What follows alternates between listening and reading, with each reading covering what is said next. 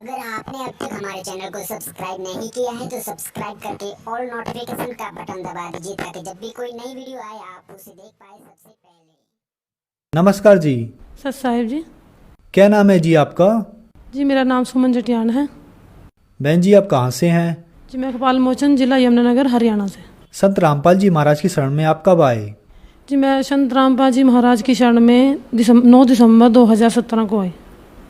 संत रामपाल जी महाराज की शरण में आने से पहले क्या आप कोई भक्ति साधना भी करती थी? संत रामपाल जी महाराज की शरण में आने से पहले मैं देवी देवताओं की भक्ति करती थी और पितृ पूजा करना, सोमवार के व्रत रखना, देवी की मतलब दुर्गा की पूजा करना या फिर श्याम जी के जैसे एकादशी के व्रत रखना, ये सब पूजाएं करती थी। इन सभी भक्ति करने से मेरे को कोई लाभ नहीं हुआ। हमारे घर में बहुत ज़्यादा क्लेश रहता था।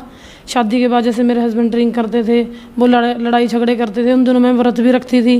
कई बार तो ऐसा होता था जैसे मैंने व्रत रखा है, शाम को जैसे मैंने पूजा करनी है, उसी टाइम जैसे ये ड्रिंक करके आए हैं, लड़ाई झगड़े होते थे, बहुत क्लेश होते थे, मतलब कोई सुख नहीं था उस टाइम। बहन जी संत रामपाल जी महाराज की शरण में आने का क्या कारण बना, कैसे आना हुआ? सर संत रामपाल जी महाराज की शरण में मैं ऐसी आई कि 2014 में अगस्त में यमुनानगर में डाइट कॉलेज में जैसे मेरा एज ए प्रोजेक्ट के अंडर एक मास्टर ट्रेनर में नंबर पड़ा, तो उस टाइम वहाँ पे एक मैडम रहते थे, तो वो भी मेरी तरह इतने जिज्ञासु थे कि परमात्मा जैसे एक कहते हैं कौन है, कैसे हैं। वो भी बताते थे कि मैं भी व्रत रखती हूँ।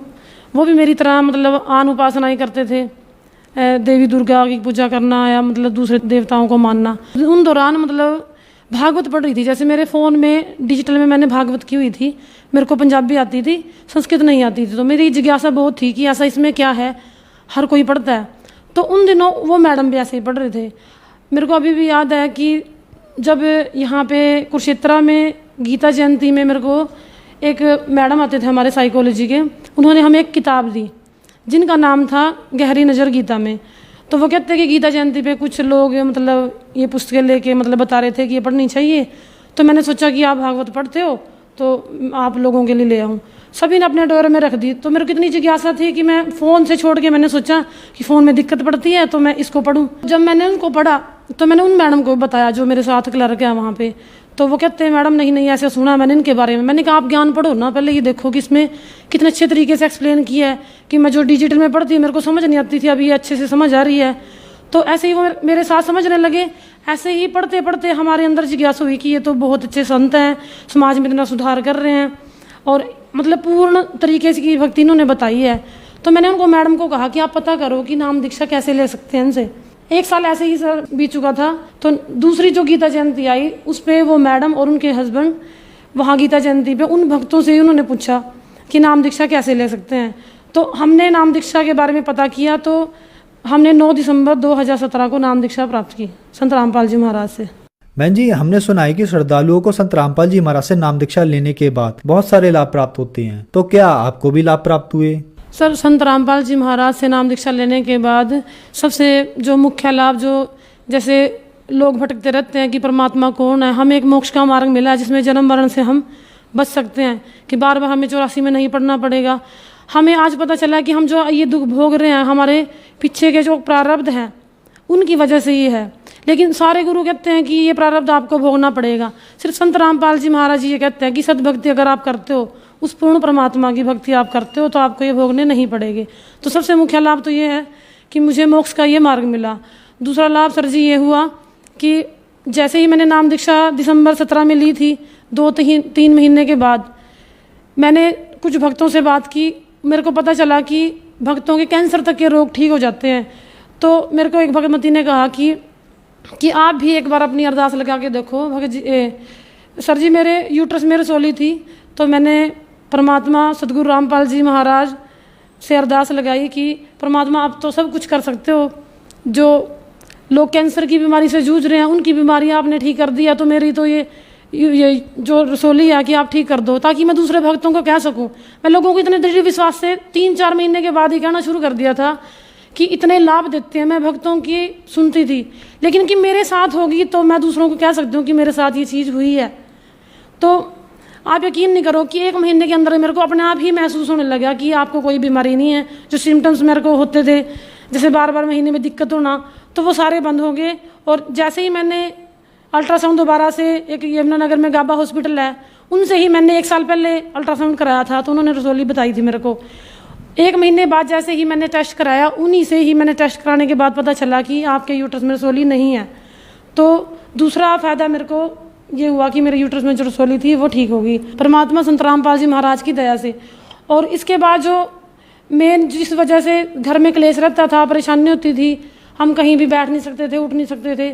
सर जी जैसे मेरे हस्बैंड ड्रिंक करते थे तो वो लड़ाई झगड़ा करते, हमें ये लगता था कि किसी संगति में पड़े हुए हैं इस वजह से ये करते हैं। लेकिन जैसे ही जैसे पंडितों से ये ज्योतिष से दिखाते थे कि वो कहते थे कि इनके बीच में इतनी वो हो जाएगी कि उनकी जो शादी है वो टूट सकती है, उनका तलाक भी हो सकता है। उन्होंने यहाँ तक कह दिया था कि इनकी आपस में बनेगी नहीं। और जब मेरे हस्बैंड ड्रिंक करते तो ये कहते थे कि इसको ले जाओ, इनके घर छोड़ाओ, मैं इसको नहीं रखूँगा। तो तलाक तक की नौबत हमारे घर में आई थी, जो संत रामपाल जी महाराज की वजह से आज मैं उसी घर में हूँ, बिल्कुल शांति से हूँ। और सर जी मेरे और मेरे हस्बैंड की नाम दीक्षा लेने के बाद हमने एक दिन, मेरी जो सास है वो राधा स्वामी डेरा ब्यास, उन्होंने नाम दीक्षा ली हुई थी। वो हर संडे को सत्संग में जाते थे, पूजा करते थे। कई साल उन्होंने ये नाम भी रखा, लेकिन उनको कोई भी फायदा नहीं था। उनका बीपी बढ़ता था, उनके घुटनों में दर्द रहता था, परेशान रहते थे। ऐसे ही परेशानी को देख के हम भी परेशान रहते थे कि ये सारा दिन परेशान है, बीमार रहते हैं, दवाइयों का इतना खर्चा होता था। तो मेरे हस्बैंड ने एक बार उनको ये कहा कि आप हमारे साथ हमारे सत्संग में चला करो, एक बार आप सत्संग सुनो, ज्ञान समझो कि आप जहाँ जाते हो वहाँ से आपको आराम नहीं लगेगा।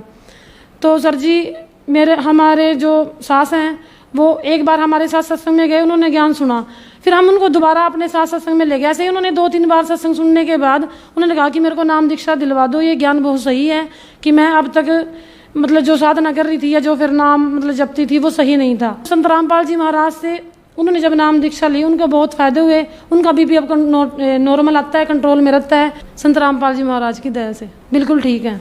बहन जी आप एक एजुकेटेड पर्सन हैं और आप एक टीचर भी हैं, तो जो दर्शक आज आपको देख रहे हैं आप उन्हें क्या संदेश देना चाहेंगी?